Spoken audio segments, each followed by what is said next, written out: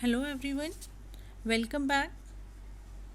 Today we are going to start with our fifth chapter of Flamingo Indigo by Louis Fisher.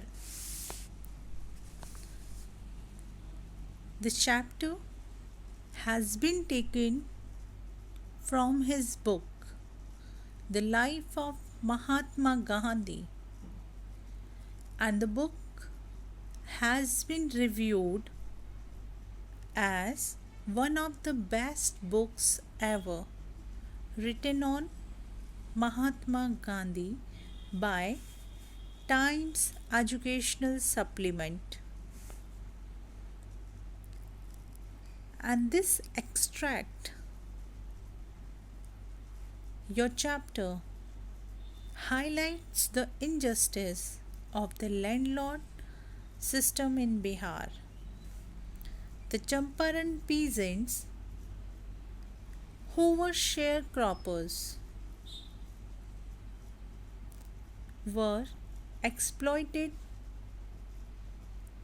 by the rich and influential landlords who insisted on cultivation of indigo on 15% land and made them surrender the entire indigo harvest as rent. After Germany developed synthetic indigo, they obtained agreements from the sharecroppers to pay them compensation for being released from the 15% arrangement. For this, Gandhiji took up the cause of the poor peasants. He secured justice for them through convincing arguments and negotiations.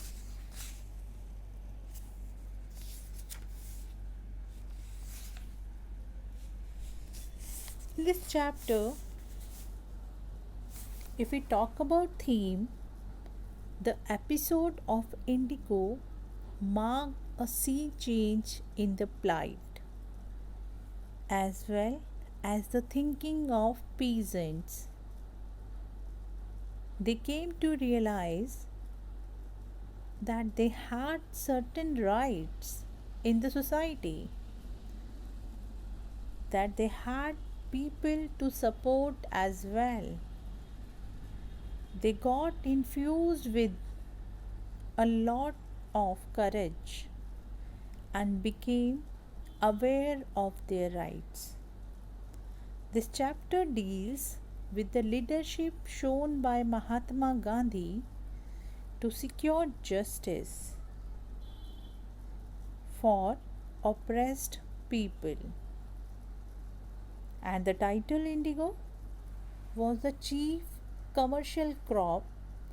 You have, I think, read this story previously also, not in detail, but in the history, you must have read about indigo, cultivation of indigo, where Britishers forced Indians to grow indigo. What was the wrong in cultivating this? After growing 3 or 4 times of indigo, the land used to become barren. So, how Britishers forced people, we will discuss in this chapter, not in detail, but how Gandhiji took side of that peasants, that we will discuss. The role of Gandhi we will discuss in this chapter. If we talk about this commercial crop, which produced a bluish purple color in olden days. You also use Ujala, Ujala Neil, that is also indigo. The landlords compelled all the Indian sharecroppers to plant 15% of their holding of indigo and surrender the entire harvest as rent. And this was gross injustice. The whole incident was due to indigo, and this we can say the title is apt. Now let's start with the detailed summary.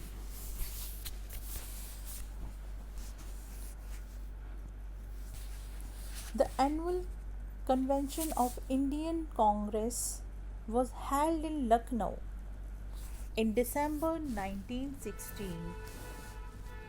A poor, illiterate peasant named Rajkumar Shukla came there to complain against the injustice meted out to the peasants in Champaran. He met Gandhiji, and Gandhiji had never heard about Champaran. He could not accompany him as he was busy. He had his many engagements, so he did not give any assurance to this Rajkumar Shukla. But Shukla was also firm. He followed Gandhi everywhere he went. At last, Gandhiji fixed a date, and he told Shukla to meet him in Calcutta on a particular date. When Gandhiji reached Calcutta, he found Shukla waiting for him. After completing Gandhiji's task at Calcutta, they both boarded a train for Patna in Bihar. Shukla led Gandhiji to the house of a lawyer, Rajendra Prasad, you know, who became our first president of India. But by that time, Gandhiji also did not know about Rajendra Prasad, who was a lawyer by his profession. Unfortunately, the lawyer was out of the town, but the servant recognized Shukla as he had been there several times to request the lawyer to help the indigo sharecroppers. They let them stay on the ground.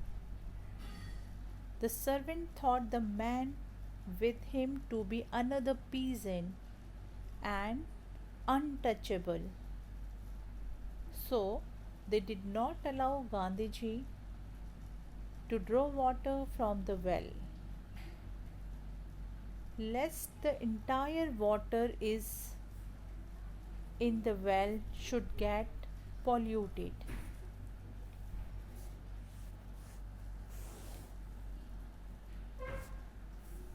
Gandhiji decided to break his journey at Muzaffarpur, which was his planning, in order to gather more information than Shukla could provide.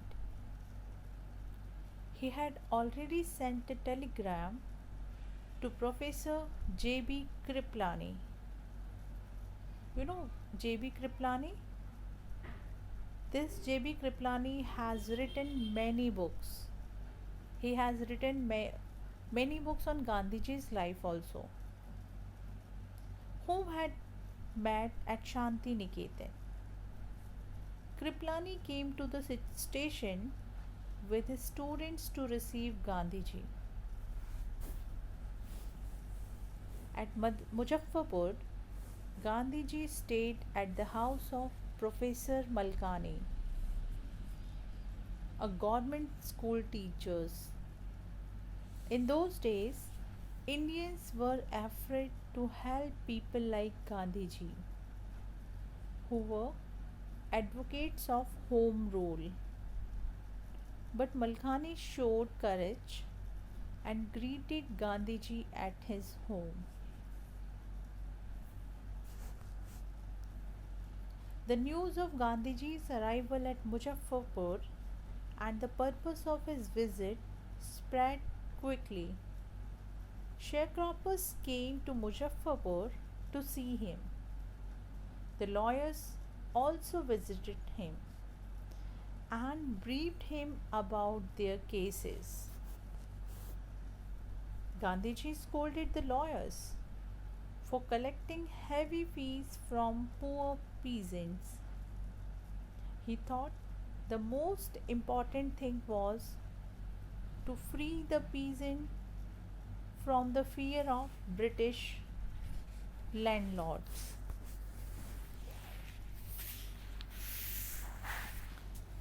British landlords had large estates in Champaran. Indians worked as sharecroppers on their land. By a long term agreement, the sharecroppers were compelled to plant 15% of their holdings with indigo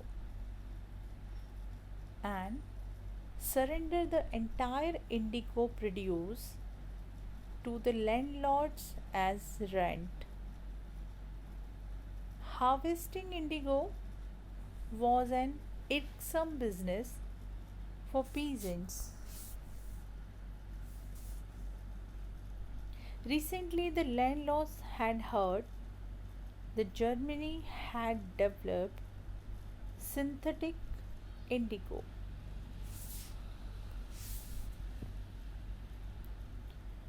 British landlords knew that the price of indigo would reduce and planting indigo would no longer profitable. They offered to release the sharecroppers from their obligation to harvest indigo, but they demanded compensation. Many peasants agreed, but others resisted. Soon the peasants learned about the synthetic indigo. Those who had paid compensation demanded their money back. A dispute arose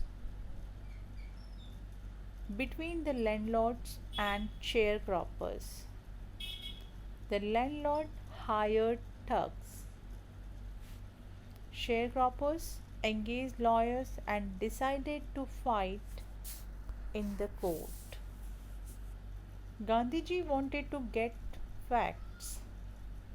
He visited the secretary of British Landlords Association, but the secretary refused to give any information. Calling him an outsider,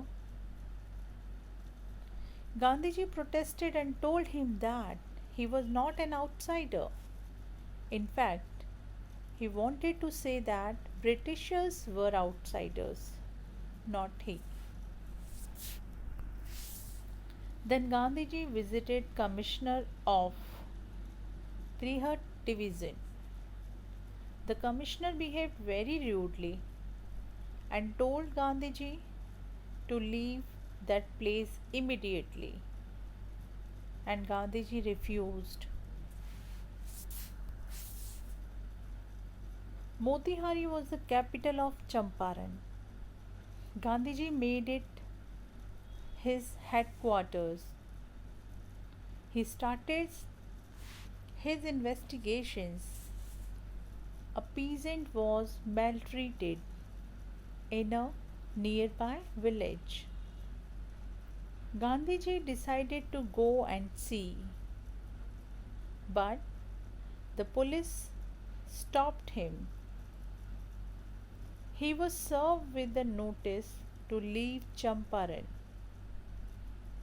Gandhiji decided to go and see. The police stopped him and he was served with a notice to leave Champaran. Gandhiji was summoned in a court. Gandhiji sent a report to the viceroy. The peasant learned that a Mahatma who wanted to help him was in trouble. So, thousands of peasants around the court building gathered. This showed their courage to the British authorities, and authorities felt powerless and they had to leave Gandhiji. In the court, Gandhiji pleaded guilty. In a statement, he said that he was faced with the conflict of duties. He was not a lawbreaker and respected the lawful authority. But he heard the voice of his conscience to do humanitarian and national service. The judge would take some days to deliver the judgment and let Gandhiji go free. Gandhiji asked his lawyers what they would do if he went to jail. They replied that they would go home. Gandhiji wanted to know what would happen to poor peasant. The lawyer felt ashamed.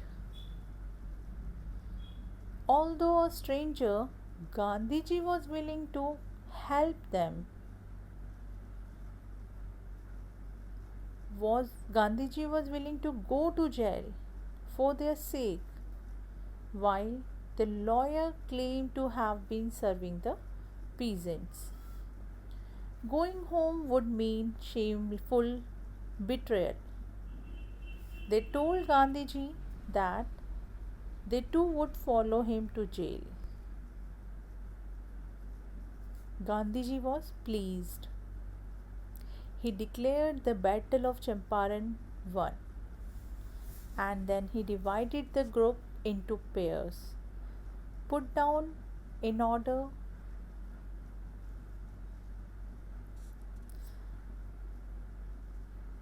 which each pair would court arrest. But the lieutenant governor of the province decided to drop the case against Gandhiji.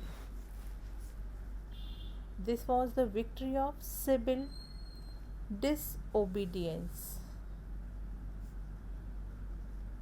While Gandhiji and the lawyers were recording the statements of thousands of peasants, the lieutenant governor summoned Gandhiji. After long interviews, the lieutenant governor constituted an official commission of inquiry to go to the indigo peasants' complaints. And the commission comprised of the officials, landlords, and Gandhiji as the sole representative of the sharecroppers. The commission collected crushing evidence against the British landlords, and the landlords were nervous. They agreed in principle to refund the peasants money they had extorted illegally. Gandhiji demanded 50% of it, but the landlords offered only 25%. Gandhiji agreed to it. He had a moral victory. Gandhiji explained to peasants the amount of rent was less important. What was more important was that landlord have been obliged to surrender the part of money and with it the part of their prestige. Gandhiji explained that amount of money was not important. By agreeing to refund the peasants' money, the landlord had lost their prestige. Peasants learned they too had rights and that there were people to defend their rights. The landlords abandoned their estates, which went back to the peasants. This was the end of indigo sharecropping in Champaran. Gandhiji was still not satisfied. During his stay in Champaran, he saw that people of Champaran were socially and culturally backward. He decided to work for their upliftment. Gandhiji again decided to open primary schools. He appealed for teachers. Two of his young students, their wives, and other volunteered agreed. Gandhiji's wife Kasturba Bai also taught personal hygiene and community cleanliness. A doctor volunteered to take care of people's health. 3 medicines were given. One who had a coated tongue was given castor oil. Anybody with malaria fever was given quinine.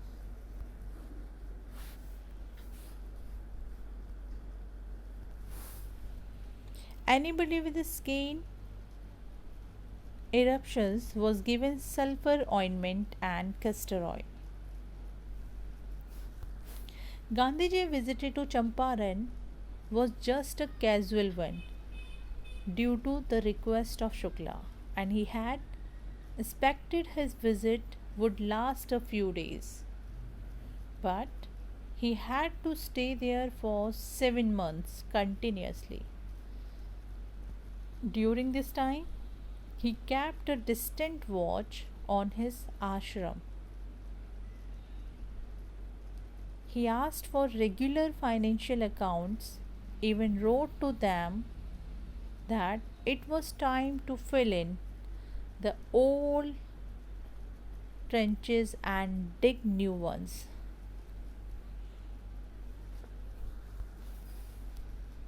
Charles Freeze Andrews was a devoted follower of Gandhiji.